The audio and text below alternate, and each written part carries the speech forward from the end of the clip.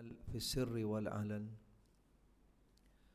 معاشر المسلمين والmuslimat, ikhwan, akhawat, rahimani rahimakumullah. Jamaah Masjid An-Nur Kasagoya yang mudah-mudahan senantiasa dirahmati oleh Allah Subhanahu wa taala. Alhamdulillah wa syukurillah. Pada malam hari ini tentunya dengan izin serta takdir dari Allah Subhanahu wa taala kita dipertemukan kembali, dikumpulkan kembali di dalam majelis ilmu. Mudah-mudahan Allah taala senantiasa melimpahkan kepada kita semua hidayah dan taufiknya, ilmu-ilmu yang bermanfaat, serta kita selalu berada di jalan siratal mustaqim. Alhamdulillah wa syukurillah. Pada malam hari ini, wallahu a'lam, sudah masuk tanggal 1 atau belum setelah nanti penentuan pada malam hari ini, yang insya Allah nanti akan mengantarkan kita masuk salah satu daripada bulan yang mulia, bulan yang agung, bulan yang haram, yang dinamakan di dalam Al-Quran sebagai Ashhuril Hurum. Allah Ta'ala sudah tentukan di dalam satu tahun ada 12 bulan, dan ketentuannya Allah Ta'ala sudah tentukan sejak menciptakan langit dan bumi. Dari 12 bulan ada 4 bulan yang dinamakan dengan bulan-bulan Al-Haram, bulan suci, bulan yang mulia, bulan yang memiliki nilai berbeda daripada bulan-bulan yang lainnya bagi seseorang yang melakukan amal-amal soleh ketaatan di dalamnya. Dari 4 bulan tersebut, yaitu khususnya di bulan Dzulhijjah, dan yang lebih khusus lagi di 10 hari pertama di bulan Dzulhijjah, adalah hari-hari yang paling mulia yang ada di dunia. Hari-hari yang mana di mana seseorang melakukan amal soleh di dalamnya berbeda dengan amal-amal soleh pada hari-hari yang lain yang ada di dunia. Salat subuh yang kita lakukan di antara hari-hari tersebut adalah salat subuh yang paling utama di dunia. Apalagi seseorang melakukan salat sunnah di hari-hari tersebut, lebih utama sholat sunnahnya daripada yaitu di bulan Ramadan. Subhanallah.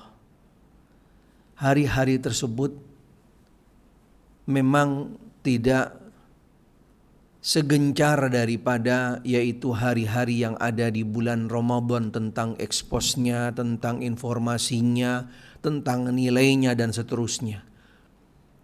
Tetapi para ulama salafus salih rahimahumullah, dari sejak generasi yang pertama, generasi yang utama, dari generasi ke generasi, tidak ada satupun dari mereka yang tidak menghimbau, yang tidak menganjurkan untuk bagaimana setiap daripada umat yang datang selanjutnya untuk mengisi daripada hari-hari tersebut dengan ketaatan amal soleh kepada Allah Subhanahu wa ta'ala. Dari saking besarnya nilai pahala yang Allah Ta'ala persiapkan di hari-hari tersebut, bahkan lebih utama daripada jihad sekalipun di jalan Allah. Seseorang yang melakukan amal soleh ketaatan pada hari-hari tersebut, amalnya lebih utama dan lebih dicinta oleh Allah Ta'ala di hari-hari yang lainnya sekalipun jihad di jalan Allah, kecuali yaitu satu bentuk jihad yang dilakukan oleh seseorang. Dia keluar dari rumahnya dengan bekal-bekalnya, dengan persiapannya, dengan niatnya ikhlas karena Allah, menuju ke medan perang dan tidak kembali kecuali namanya.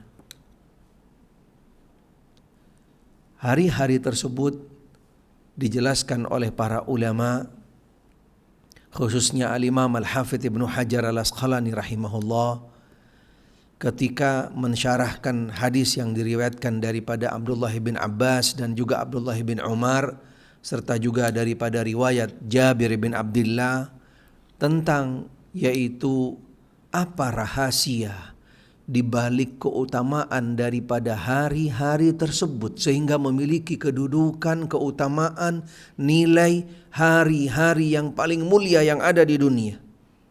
Di antaranya beliau menjelaskan bahwasanya pada hari-hari tersebut terkumpulnya yaitu amal-amal yang azim, amal-amal yang mulia yang tidak bisa dilakukan kecuali di hari-hari tersebut. Kita dianjurkan berpuasa dari tanggal 1 sampai tanggal 9. Walaupun tidak ada riwayat yang sahihah yang menjadi panduan tuntunan bagi kita. Tapi puasa adalah amal soleh. Puasa adalah bentuk ketaatan kepada Allah. Pastinya adalah sebagai bentuk salah satu peluang bagi seorang hamba untuk dia lebih besar lagi meraih pahala anugerah yang ada pada hari-hari tersebut. Paling tidak beberapa hari daripada hari tersebut, pada hari Senin, Kamis. Dan jangan sampai ditinggalkan puasa pada tanggal 9 Arafah. Karena keutamaannya yang sangat besar. Puasa sunnah satu-satunya yang memiliki dampak, efek, nilai, pahala yang sangat besar. Bagaimana seorang hamba ketika dia berpuasa pada hari Arafah, bagi mereka yang tidak melaksanakan ibadah haji tentunya Allah Ta'ala akan ampuni dosa-dosanya selama 2 tahun. 1 tahun yang sudah lewat, 1 tahun yang akan datang. Pengampunan yang bentuknya penghapusan dosa yang sudah lalu pastinya sangat dibutuhkan.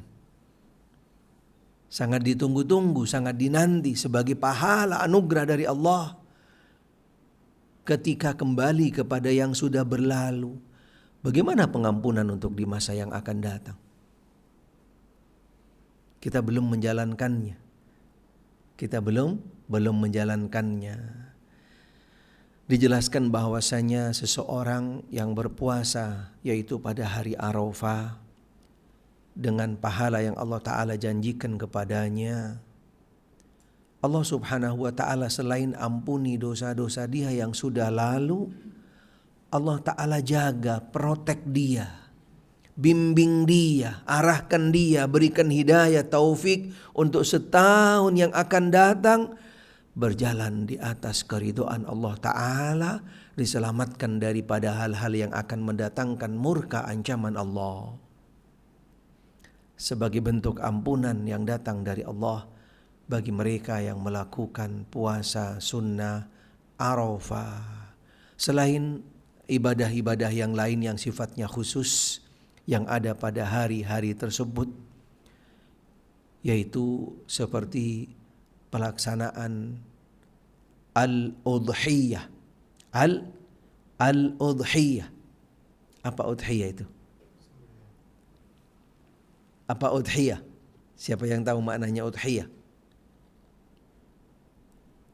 Apa makna udhiyah? Ini bahasa yang sebenarnya yang harus kita angkat, yang harus kita populerkan, yang harus kita kenalkan di masyarakat. Karena ini bahasa Al-Quran dan bahasa sunnah.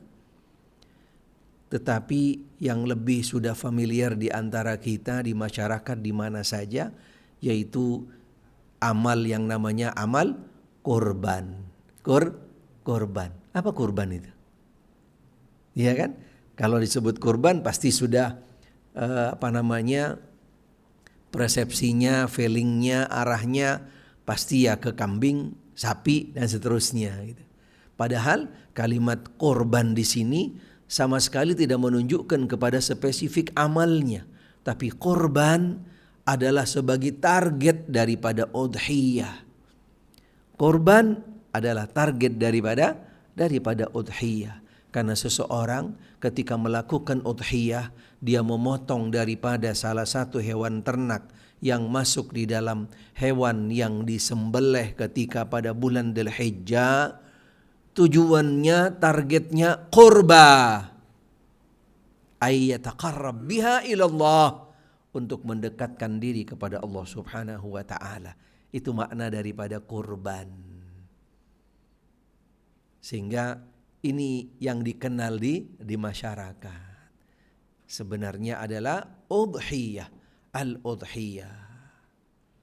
Dilakukannya sejak tanggal 10 setelah sholat Id sampai hari yang ke-13. Termasuk juga sholat Idul Adha. Amalan-amalan tersebut berada di antara salah satu daripada hari-hari tersebut. Sehingga itulah yang menjadi sebab yang dijelaskan oleh para ulama, yang bisa diambil, yang dieksplor oleh mereka, walaupun pada dasarnya Allah Ta'ala yang lebih tahu apa dibalik daripada rahasia keutamaan hari-hari tersebut. Bahkan dari 10 hari tersebut yang paling utama, para ulama menjelaskan, ada yang mengatakan Arafah, hari Arafah, ada juga yang mengatakan yaitu tanggal 10 ketika Yaumun Nahr, Yaumun Nahar. Dan ini yang lebih kuat yang dijelaskan oleh para ulama, bahwasanya tidak ada hari yang paling mulia di dunia di antara daripada 10 hari tersebut melebihi daripada keutamaan hari Idul Adha. Mudah-mudahan Allah Ta'ala berikan hidayah taufik kepada kita, sehingga kita bisa mengisi hari-hari tersebut dengan ketaatan amal soleh kepada Allah Subhanahu wa Ta'ala, dan kita lebih meningkatkan khususnya amal-amal soleh ketaatan kepada Allah Ta'ala yang wajib, yang sunnah, dan juga amal-amal yang lainnya seperti sedekah, silaturrahim, birrul walidain, dan juga amal-amal soleh yang lainnya. Dan khususnya mudah-mudahan Allah Ta'ala panggil kita semua menjadi hamba-hambanya, mungkin di tahun ini dan juga mungkin nanti di tahun-tahun yang akan datang, menjadi tamu-tamu Allah Subhanahu wa Ta'ala untuk melaksanakan ibadah umroh dan ibadah haji. Amin Allahumma amin. Ma'asyiral muslimin wal muslimat rahimani rahimakumullah. Materi kita masih di dalam, yaitu tentang sirah nabawiyah. Al-muallif di dalam kitabnya Ar-Rahiqil Makhtum, sebelum beliau nantinya akan menjelaskan spesifik tentang sirah daripada Nabi Sallallahu Alaihi Wasallam yang diawali tentang nasab beliau, spesifik yaitu tentang nasab beliau, bagaimana nyambungnya secara khusus kepada Nabi Ismail dan Nabi Ibrahim, serta juga yang nanti akan menjadi yaitu yang keturunan daripada beliau Sallallahu Alaihi Wasallam. Al-Imam Al-Mubarakfuri di sini beliau mengawali dengan beberapa bab seperti yang sudah kami lalui atau kita lalui dalam pertemuan yang sebelumnya.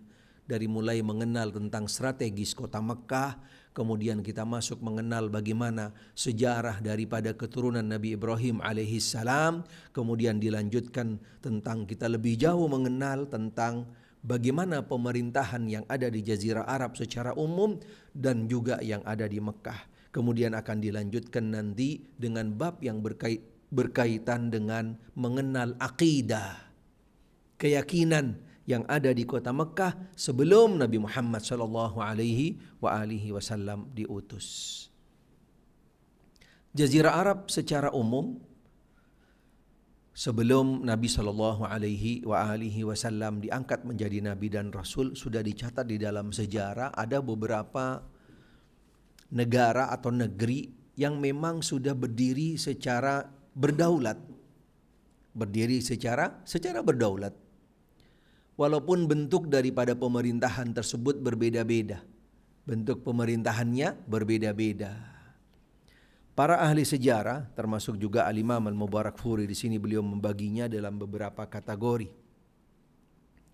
Secara garis besar dibagi dalam dua kategori pemerintahan yang ada di Jazirah Arab termasuk di Mekkah, yaitu dipimpin atau dibawa kepemimpinan raja yang bermahkota.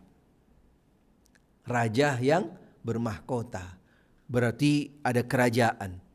Ada kerajaan di sana. Nanti ada beberapa kerajaan yang disebutkan nanti yang ada di Jazirah Arab secara umum. Istilahnya yaitu raja yang bermahkota. Ini bahasa bahasa terjemah, walaupun tidak semua kerajaan itu menurunkan yang namanya mahkota kepada kepada istilahnya yang berlanjut itu, putra mahkota atau kepada generasi yang selanjutnya. Walaupun ada juga di beberapa kerajaan, di beberapa kerajaan, tapi yang sifatnya besar tidak menjadi sebuah ikon khusus ada mahkota, tetapi di sini sebagai bentuk terjemahan saja, menunjukkan bahwasanya yaitu kerajaan tersebut punya otoritas yang cukup besar, punya teritorial yang cukup luas, sehingga diberi nama atau diberi terjemah yaitu dengan raja bermahkota dan turun temurun dan turun temurun. Yang kedua, kepemimpinan yang ada pada waktu itu di Jazirah Arab dipimpin oleh pemuka kabilah yang dia menjadi tokoh, yang nanti juga ini punya peran besar. Seorang tokoh punya peran besar. Tokoh itu bahasa Arab apa bahasa Indonesia? Siapa yang tahu?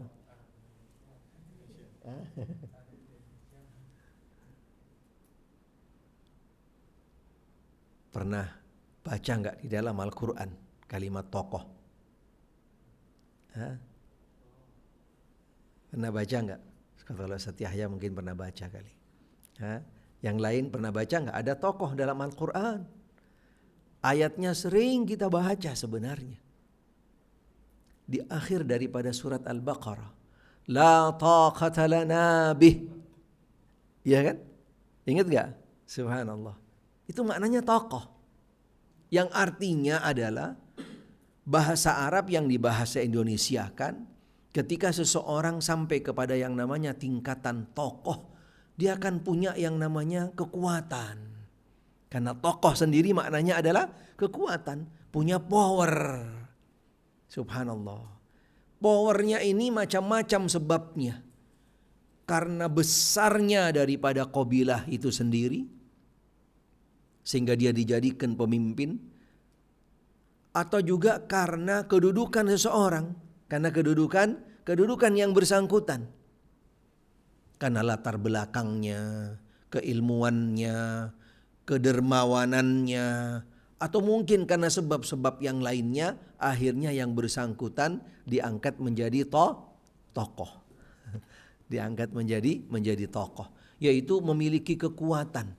Yang memiliki kekuatan, punya power dan seterusnya. Termasuk nanti salah satunya poin di dalam masalah akidah, masalah keyakinan yang ada di Mekah khususnya.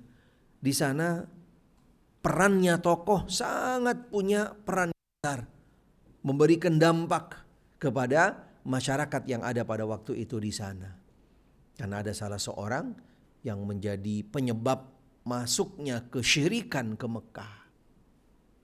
Subhanallah. Beliau awalnya adalah seorang tokoh.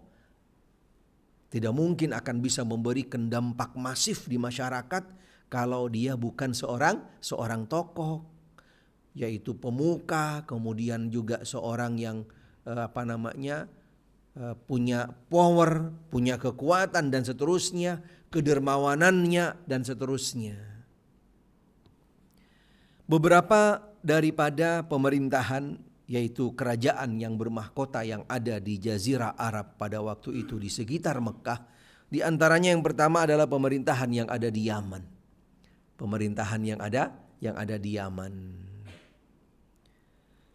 Kemudian juga ada di wilayah Hira namanya, di wilayah Hira. Nanti secara spesifik tentang teritorialnya, tentang batasannya pemerintahan Yaman mungkin bisa dibaca daripada buku ini. Karena sebagaimana yang kami anjurkan, kita wajib punya buku ini. Bukan hanya dianjurkan, wajib punya buku ini. Karena ini yang nantinya akan mengantarkan kita mengenal siapa itu Muhammad sallallahu alaihi wasallam. Karena enggak mungkin seseorang akan mengenal siapa itu Rasul, siapa Muhammad sallallahu alaihi wasallam tanpa mengenal beliau, tanpa mempelajari daripada yaitu perjalanan kehidupan, biografi dan seterusnya daripada perjalanan Nabi kita Muhammad sallallahu alaihi wasallam.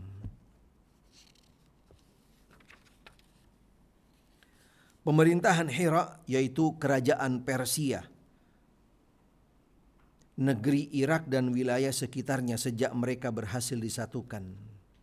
Jadi Hira ini adalah negara atau pemerintahan yang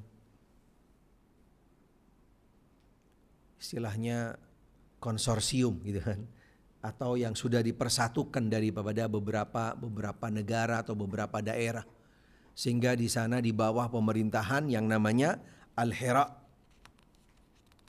Kemudian yang kedua, wilayah Syam. Wilayah Syam. Karena Hira dengan Syam sangat berdekatan dan punya border. Bordernya adalah di sekitar Irak di sana. Karena sebagian dari Irak juga dulu ada yang masuk ke Syam. Ada yang masuk ke Syam. Jadi pemerintahan yang kedua atau yang ketiga, kerajaan yang bermahkota selain Yaman dan juga Hira adalah Asy-Syam. Syam dulu itu meliputi beberapa negara sekarang. Ada 3 atau 4 negara. Lebanon, Palestina, Suria dan juga Jordan. Itu kira-kira yang ada di teritorial Asy-Syam. Teritorial Asy-Syam. Dulu di bawah satu pemerintahan, yaitu di bawah raja yang bermahkota. Karena mayoritas memang dari Syam dulu itu, selain juga menjadi tempat di mana mab'atsul anbiya'i war rusul, tempat turunnya, diutusnya para nabi dan rasul, tidak sedikit yang ada di negeri Syam. Di negeri Syam, subhanallah, banyak sekali. Termasuk Nabi Ibrahim alaihissalam, beliau sebelum pindah dengan Hajar Ismail ke Hijaz, ke Mekah khususnya, awalnya beliau tinggal di Syam. Dan banyak para nabi-nabi dan rasul yang lainnya. Kemudian setelah Asy-Syam ada beberapa pemerintahan yang lain yang sifatnya dia itu tidak sebesar daripada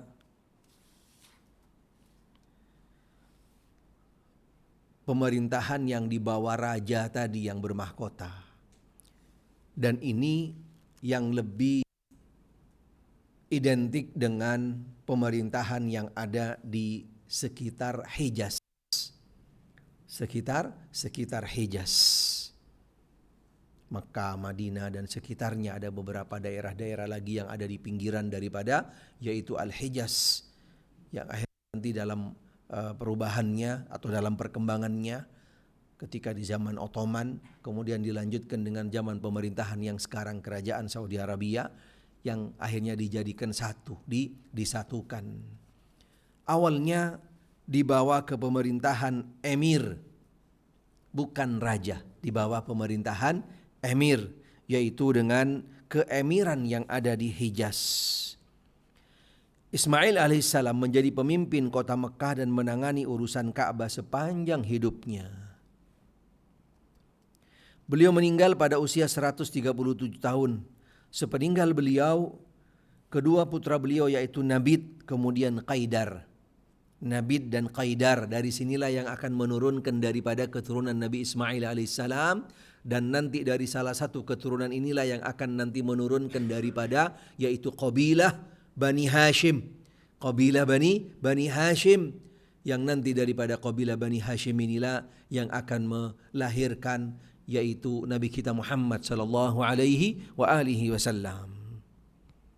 Dari dua putra Nabi Ismail alaihissalam, sebagaimana yang bab sebelumnya sudah kita lalui, keturunan daripada Ismail daripada Nabit dan Qaidar. Nabit dan Qaidar secara bergiliran menggantikan posisinya. Ada riwayat menyatakan bahwa Qaidarlah yang lebih dahulu, setelah itu Nabit, lalu sepeninggal keduanya urusan Mekah kemudian diambil alih oleh kakek mereka. Awal daripada kota yang dibentuk oleh Nabi Ismail alaihissalam, yaitu daripada kabilah Jurhum. Daripada kabilah Jurhum yang beliau nikah dari kabilah Jurhum, daripada istri yang pertama dan yang kedua Nabi Ismail alaihissalam.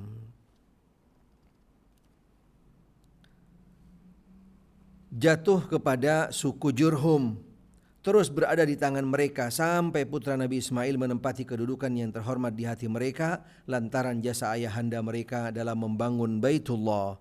Namun demikian mereka tidak mendapatkan kedudukan apapun dalam pemerintahan. Jadi di dalam keturunan karena mereka memang tidak langsung, sehingga mereka cuman menjadi yaitu salah satu daripada keluarga yang dinikahin oleh Nabi Ismail alaihissalam. Tapi pada akhirnya dari keturunan Ismail yang nantinya akan punya peran besar di dalam mengendalikan daripada kota Mekah. Meskipun masa demi masa, dari hari demi hari sudah berlalu, keadaan anak cucu Nabi Ismail tetap saja redup, tidak menentu, hingga pada akhirnya kondisi suku Jurhum pun semakin melemah menjelang munculnya yaitu Nabu Nazir. Di lain pihak, bintang politik Adnan mulai bersinar di seantero langit Mekah. Dari keturunan Adnan yang awalnya adalah kembali kepada Adnan dan Qahtan awalnya, tapi akhirnya kembali kepada Adnan, yang Adnan inilah yang punya garis keturunan kepada Nabi Ismail alaihissalam yang langsung. Karena nanti dari sanalah Nabi Muhammad sallallahu alaihi wa alihi wasallam beliau bersambung nasabnya. Walaupun pada akhirnya Bani Adnan sendiri tidak hanya di Mekah, berpencar ke beberapa daerah di luar Mekah. Kemudian ada beberapa kondisi yang kembali kepada situasi yang ada di Mekah pada waktu itu, yang kembali kepada pemerintahan, kembali kepada pemerintahan yang ada. Sampai kepada pemerintahan daripada keturunan Adnan,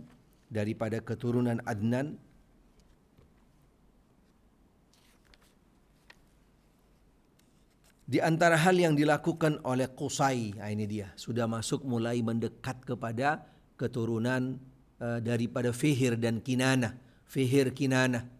Kemudian yang nantinya akan menurunkan daripada Qusay. Qusay ini yang akan lebih dekat kepada yaitu keturunan Bani Hashim daripada kakeknya Nabi Muhammad sallallahu alaihi wa alihi wasallam. Mengumpulkan kaumnya dan memindahkan mereka dari rumah mereka ke Mekah dan memberikan mereka lahan yang dibagi menjadi 4 bidang, lantas menempatkan setiap suku dari Quraisy ke lahan yang telah ditentukan bagi mereka, serta menempatkan kembali jabatan sebelumnya. Yang pernah memegang yaitu suku Nasa'ah, Ali Safwan, Udwan dan Murrah bin Auf, sebab dia melihat sudah menjadi tanggung jawabnya untuk tidak merubahnya. Karena ini proses daripada perpindahan ke pemerintahan. Karena kita membahas tentang pemerintahan yang ada di Mekah secara spesifik, berarti tidak bisa terlepas daripada keturunan Ismail alaihissalam. Yang lebih dominan pada waktu itu adalah keturunan Adnan, yang dari sana terus akan menurunkan daripada suku-suku yang banyak. Yang besar adalah suku Quraisy, daripada suku Quraisy yang akan mengeluarkan nanti beberapa suku yang besar dan populer, dan merekalah yang nantinya akan memegang pemerintahan yang ada di Mekah khususnya. Peninggalan Qusay adalah Darun Nadwa yang didirikan di samping utara Masjid Ka'bah dan menjadikan pintunya mengarah ke masjid. Darun Nadwa merupakan tempat berkumpulnya orang-orang Quraisy. Di dalamnya dibahas rincian tugas-tugas mereka, merupakan tempat yang meninggalkan martabat Quraisy karena dapat menjamin kata sepakat di antara mereka. Sifatnya bukan kerajaan, tapi keemiran, kesukuan, dan mereka berpegang kuat dengan kesukuan tersebut, khususnya daripada yaitu suku Quraisy yang punya peran besar mengendalikan kota Mekah, khususnya yaitu daripada keturunan tadi yang sampai akhirnya kepada Qusay di dalam perjalanan kepemimpinannya bisa sampai membentuk yaitu membuat yang namanya tempat khusus untuk berkumpul daripada keluarga besar suku mereka yang namanya Darun Nadwah. Darun Nadwah, majelis musyawarahnya mereka, sekaligus sebagai bentuk parlemennya, dan dari sanalah yang nantinya akan menurunkan beberapa aturan-aturan yang berkaitan dengan pemerintahan yang ada, dari mulai masalah perkawinan, masalah waris, dan juga masalah yang ada misalnya perselisihan di antara mereka, masalah orang yang akan keluar dari Mekah, kemudian orang yang masuk Mekah, masalah berbisnis, dagang dan seterusnya. Di sanalah mereka bersepakat dan mereka membuat yang namanya yaitu regulasi, aturan, ketentuan, undang-undang dari Darun Nadwa tersebut. Bahkan sampai kepada masalah-masalah yang berkaitan dengan para jemaah haji yang datang ke Mekah, tentang makannya, minum mereka, tempatnya dan seterusnya. Ini menjadi tugas daripada Darun Nadwa. Menjadi wewenang Qusay, sedangkan anaknya Abdul Manaf otomatis telah memiliki karisma dan kepemimpinan semasa hidupnya, dan hal itu diikuti juga oleh adiknya Abdud Dar. Suatu ketika berkatalah Qusay kepadanya, aku akan menghadapkanmu dengan kaum kita meskipun sebenarnya mereka telah menghormatimu. Jadi ada sifatnya putra mahkota, putra mahkota, dikenalkan untuk generasi yang selanjutnya setelah Qusay dan seterusnya. Tatkala Qusay meninggal dunia, anak-anaknya dengan setia menjalankan wasiatnya. Anak-anaknya menjalankan wasiatnya dan tidak terjadi perseteruan di antara mereka. Akan tetapi ketika Abdul Manaf meninggal dunia, anak-anaknya bersaing keras dengan anak-anak paman mereka Abdud Dar. Dalam memperebutkan wewenang tersebut, akhirnya suku Quraisy terpecah menjadi dua kelompok. Bahkan hampir saja terjadi perang saudara di antara mereka. Untunglah mereka sepakat berunding dan membagi-bagi wewenang. Wewenang atas Siqayah dan Rifada diserahkan kepada anak-anak Abdul Manaf, sedangkan Darun Nadwa, Panji dan Hijabah diserahkan kepada anak-anak Abdud Dar. Subhanallah. Karena sampai hari ini pengurusan yang berkaitan dengan yaitu masalah haji, subhanallah, itu pemerintah tidak bisa mengambil alih secara seutuhnya. Tetap diberikan yaitu wewenang kepada mereka yang punya garis keturunan. Subhanallah. Walaupun regulasinya, walaupun mungkin untuk kolerasinya dan teknisnya dan seterusnya di bawah daripada yaitu kementerian. Subhanallah. Yang berkaitan dengan masalah siqayah, rifadah, yaitu kedatangan tamu dan juga untuk menjamu mereka, itu kembali kepada yaitu daripada Abdul Manaf, daripada suku Quraisy yang dibagi, tapi yang kembali kepada Abdud Dar dan keturunannya, yaitu yang memegang peran tentang parlemen atau majelis musyawarah tadi. Ketika meninggal dunia, wewenang tersebut dipegang oleh adiknya Al-Muttalib. Nah ini dia, subhanallah, sudah semakin mendekat. Wewenang Siqayah, Rifada akhirnya jatuh kepada tangannya Hashim bin Abdul Manaf, sehingga dia yang berhak atas pengelolaan keduanya selama hidupnya. Sampai ketika Hashim bin Abdul Manaf meninggal, dilanjutkan oleh kakeknya Nabi Muhammad sallallahu alaihi wasallam. Sehingga sampai hari ini kunci Ka'bah itu bukan pemerintah yang pegang. Kunci pintu Ka'bah dipegang oleh mereka yang masih punya garis keturunan. yang masih punya garis keturunan, sehingga ketika setahun sekali atau 2 kali dibuka, dari keluarga keturunan tadi itu dihadirkan bersama gubernur Mekah untuk buka pintu Ka'bah. Untuk buka pintu Ka'bah, karena dulu daripada garisnya yaitu Abdul Muttalib bin Abdul Manaf. Sebagaimana di dalam sejarah diceritakan, ketika di zamannya Abdul Muttalib datang yaitu Abraha dari Yaman yang akan menghancurkan Ka'bah. Subhanallah. Abdul Muttalib tidak punya kekuatan, tidak punya daya, tidak punya pasukan, subhanallah. Tapi orang Mekah secara umum akidahnya, rububiyahnya meyakini bahwasanya Allah yang menciptakan, yang mengatur, yang memiliki dan seterusnya.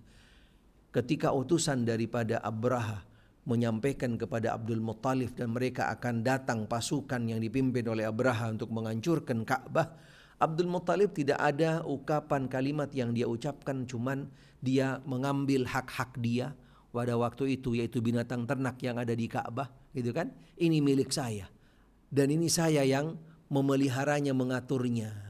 Wal Ka'bah Rabbun yahmiha.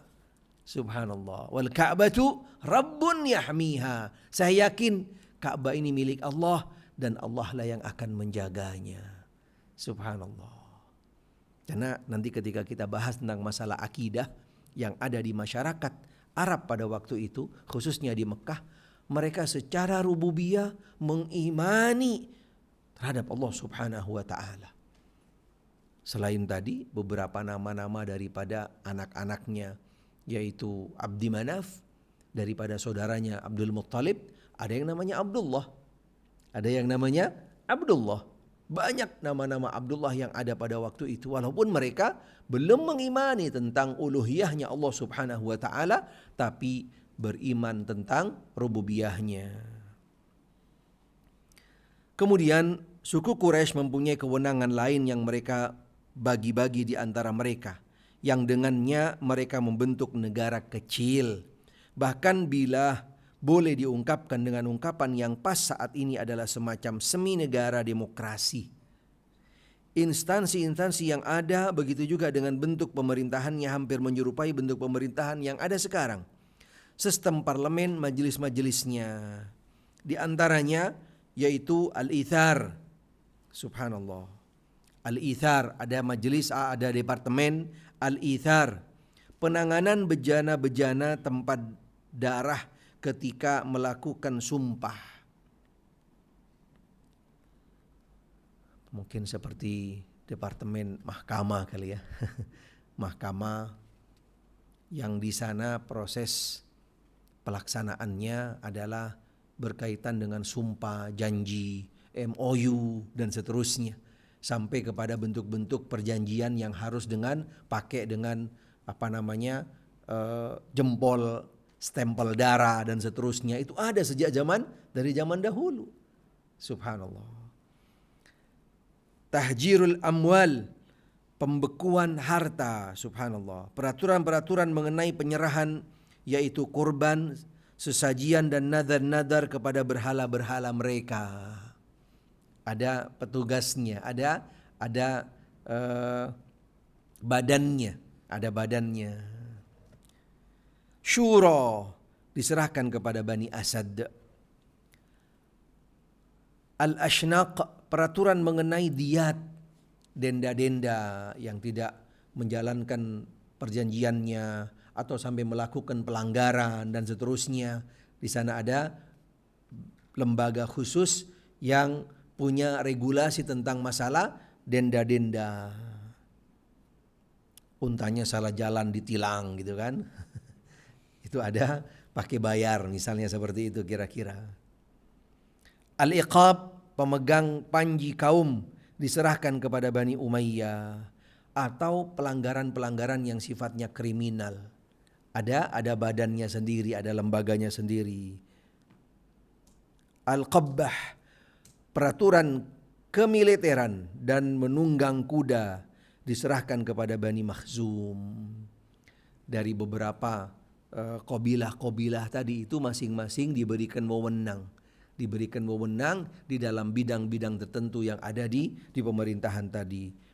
As-sifara, yaitu yang sifatnya kerjasama luar, kerjasama dengan di luar, menteri luar negeri, mengirim duta dan seterusnya. Subhanallah. Pada Bani Adi, Bani Adi ini semua daripada suku Quraisy, suku Quraisy. Bani Hashim tadi sudah jelas bagiannya, kemudian daripada suku-suku yang lainnya masing-masing diberikan wewenangnya. Kemudian pemerintahan di seluruh negeri Arab. Di bagian muka yaitu telah disinggung oleh penulis tentang kepindahan kabilah-kabilah Qathan dan Adnan. Begitu juga dengan kondisi negara Arab yang terpecah-pecah di antara mereka sendiri. Kabilah-kabilah yang berdekatan dengan Hira tunduk kepada Raja Arab di Hira, dan suku yang tinggal di pedalaman Syam tunduk kepada Raja Ghassan. Hanya saja ketundukan mereka ini bersifat simbolis, belaka dan tidak efektif. Sedangkan kabilah yang berada di daerah pedalaman di Jazirah Arab mendapatkan kebebasan mutlak. Ini beberapa bentuk daripada bentuk-bentuk pemerintahan yang ada pada waktu itu di Jazirah Arab secara umum dan juga khususnya yang ada di Mekah. Kemudian kondisi yang terakhir yang berkaitan dengan kondisi politik. Bagaimana kondisi politik yang ada di Mekah khususnya?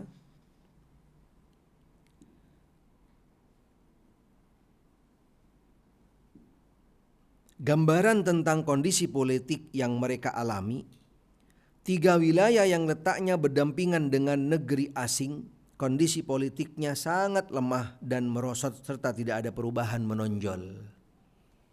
Jadi ada beberapa daerah yang dia itu perbatasan dengan negeri lain, otomatis tidak terjangkau sehingga pastinya di sana kondisinya mengalami yang namanya keterlambatan dan keterbelakangan. Mereka dikelompokkan kepada golongan tuan-tuan dan para budak atau para penguasa dan rakyat. Para tuan terutama bila mereka orang asing memiliki seluruh kambing, sedangkan para budak sebaliknya, yaitu mereka semua wajib membayar upeti. Berarti secara tidak langsung di sini karena kelemahan mereka, yang punya kekuasaan yaitu mereka yang berharta. Yang lemah mereka menjadi yaitu bangsa budak, diperbudak, bahkan bisa diperjualbelikan, dipekerjakan dan seterusnya. Bahkan rakyat ibarat sebuah sawah yang selalu mendatangkan penghasilan untuk dipersembahkan kepada pemerintah yang memanfaatkannya untuk bersenang-senang melampiaskan hawa nafsu. Dipekerjakan mereka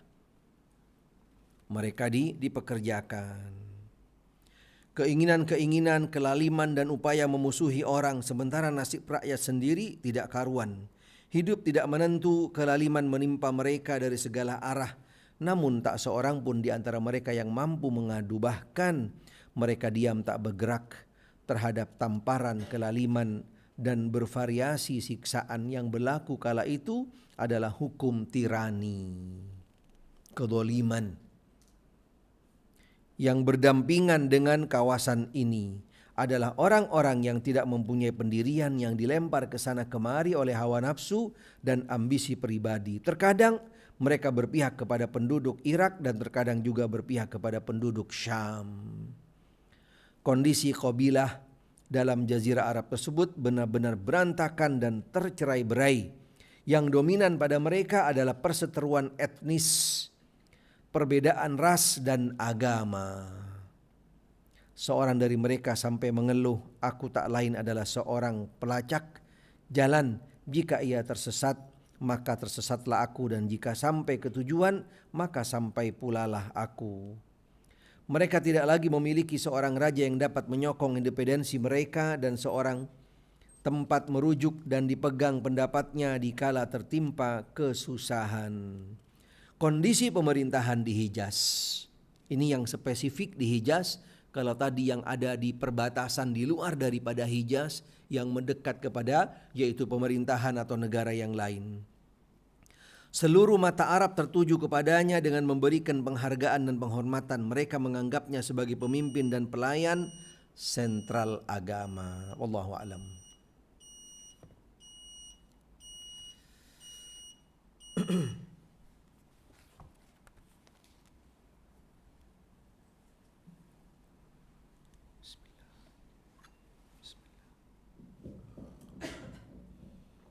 Alhamdulillah. Allahu Akbar,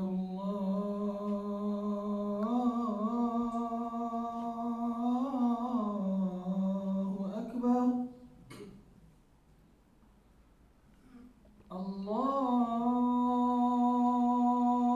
Allahu Akbar, Allahu Akbar. Asyhadu an la ilaha illallah.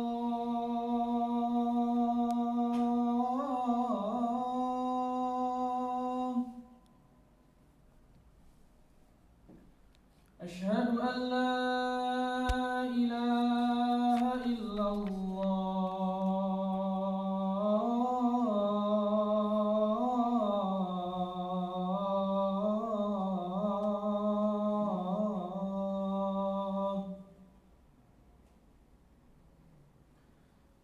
Asyhadu anna Muhammadar Rasulullah.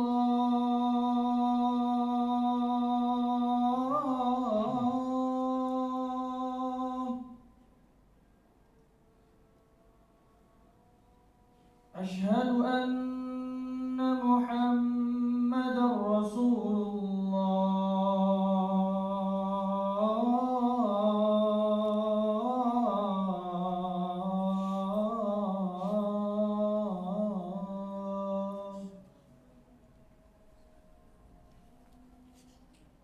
Hayya 'alas salah.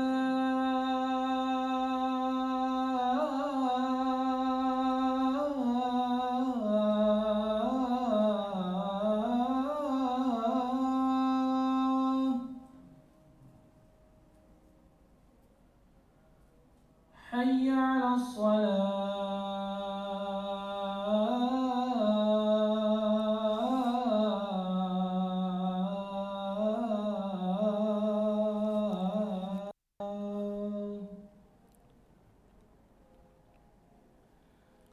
Hayya 'alal falah.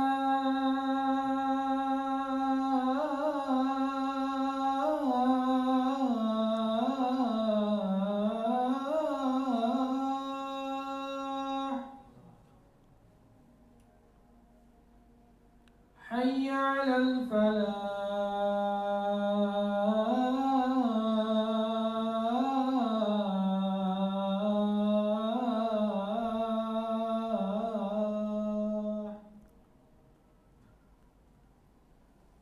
Allahu Akbar, Allahu Akbar. La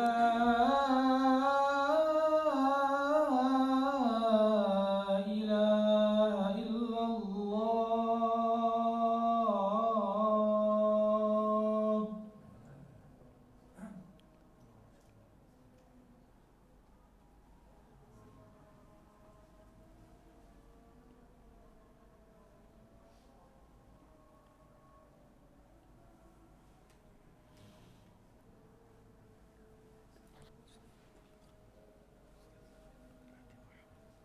Kita lanjutkan ba'da salat atau Lanjut aja. pakai asyraf dapat. Hah? Tapi dikasih waktu 10 menit sampai Cukup dah. Tapi kita lanjutkan sampai qomat insyaallah.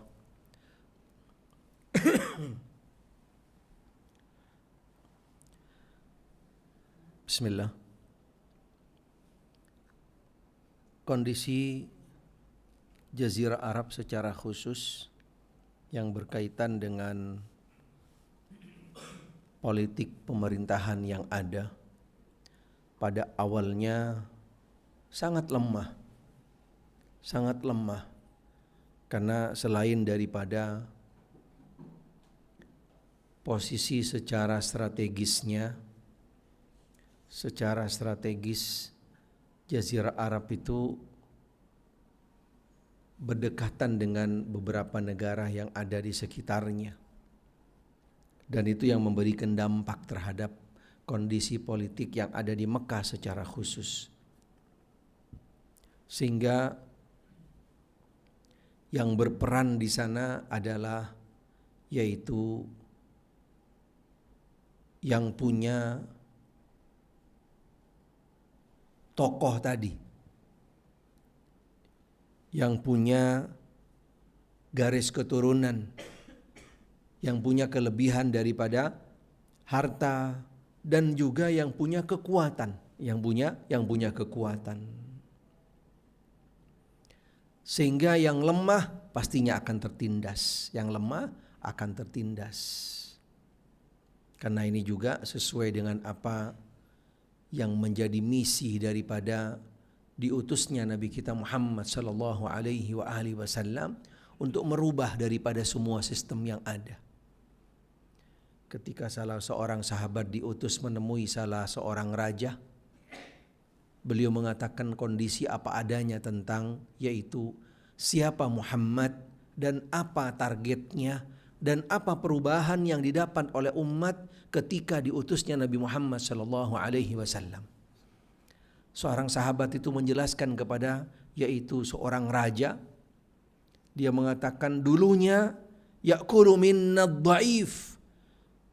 Di antara kita yang lemah ditindas. Subhanallah. Tapi ketika datangnya Muhammad sallallahu alaihi wasallam, semua di antara kita sama dalam satu kedudukan. Karena satu dan yang lainnya tidak ada yang membedakan.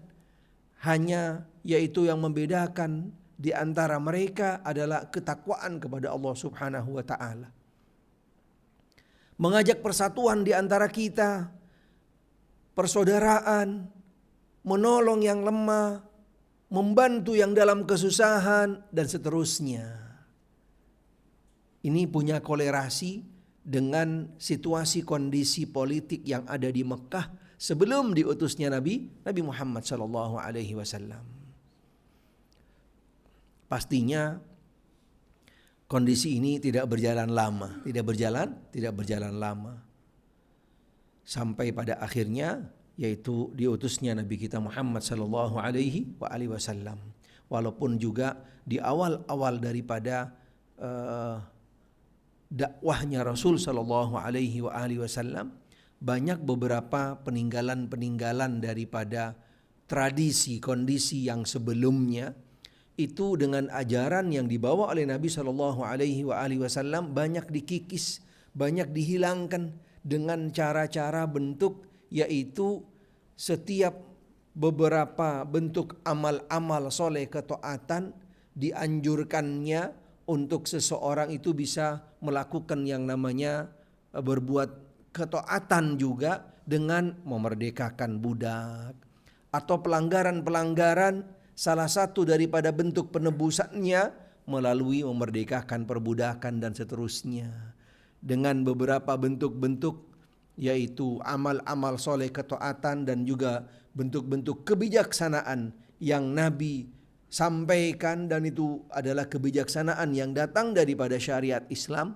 sampai pada akhirnya perbudakan tadi itu hilang, tidak ada lagi. Subhanallah. Sehingga Islam mengajarkan yaitu dengan kasih sayang, mengajarkan bahwasanya satu dengan yang lainnya dalam satu kedudukan, satu tingkatan, kemudian tolong menolong, berbagi dan seterusnya.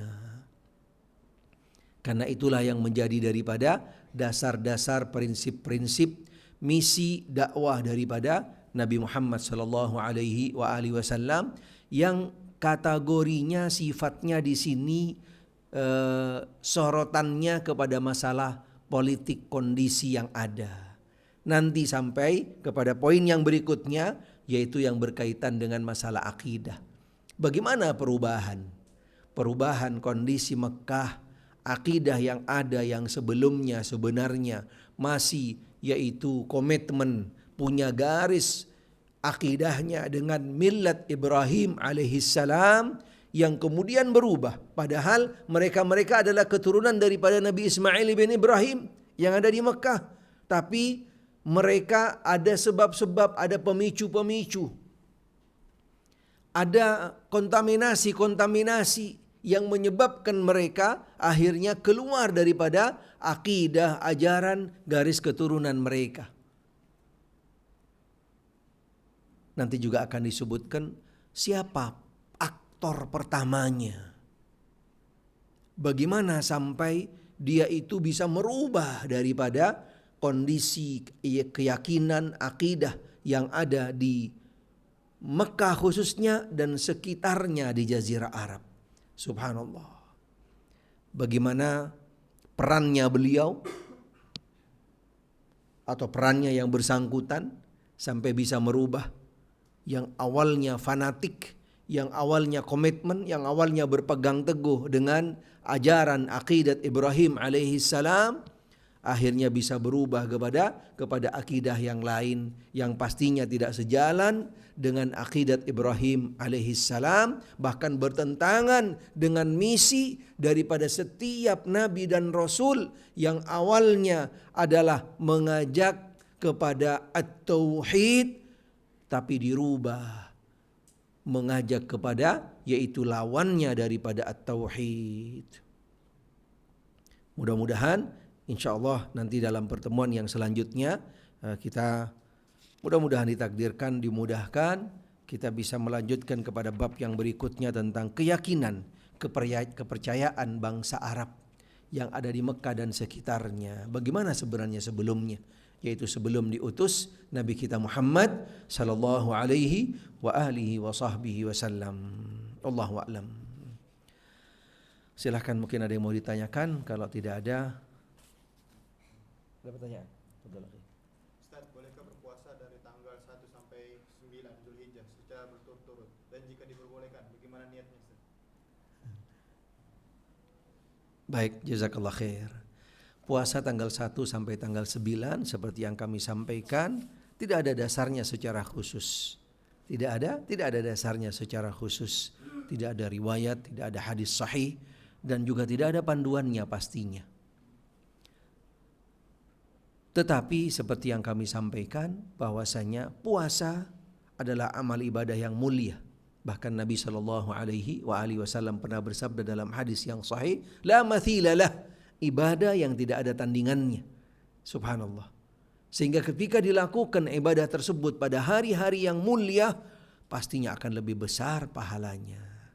Pastinya adalah lebih besar dengan tidak meniatkan, yaitu dikembalikan kepada hari-hari tertentu. Puasa tarwiyah gitu kan, puasa sebelum tarwiyah, puasa Dzulhijjah dan seterusnya. Kita niat cukup dengan berpuasa sunnah. Puasa sunnah. Paling tidak di hari Senin dan Kamis. Bahkan jangan sampai yaitu meninggalkan puasa pada tanggal 9 bertepatan dengan hari Arafah. Wallahu a'lam. Baik, silakan ada yang lain. Baik, mudah-mudahan cukup insyaallah apa yang kami sampaikan, baik yang berkaitan dengan awal bulan Dzulhijjah dan juga berkaitan dengan sirah nabawiyah tentang pemerintahan yang ada di Jazirah Arab dan di Mekah khususnya. Yang benar datangnya dari Allah Ta'ala, yang salah dari diri kami mudah-mudahan Allah Ta'ala memaafkan kami. Dan akhirnya kita tutup dengan doa kafaratul majlis. Subhanakallahumma bihamdik, asyhadu an la ilaha illa anta astaghfiruka wa atubu ilaik. Wa sallallahu wasallam ala Muhammadin wa alihi wa sahbihi wasallam. Walhamdulillahi rabbil alamin. Wassalamualaikum warahmatullahi wabarakatuh.